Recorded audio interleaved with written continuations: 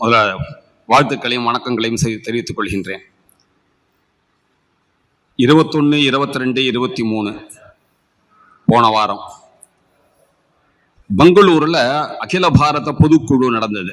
கன்னியாகுமரியிலேருந்து காஷ்மீர் வரை, துவாரகாலேருந்து அருணாச்சல பிரதேஷ் வரை இருக்கக்கூடிய எல்லா ஆர்எஸ்எஸ்னுடைய முக்கியமான பொறுப்பாளர்கள் மற்றும் பரிவார இயக்கத்துடைய பொறுப்பாளர்கள் இவங்கெல்லாம் சந்திச்சாங்க. வெவ்வேறு விஷயங்கள் அங்க பேசப்பட்டது.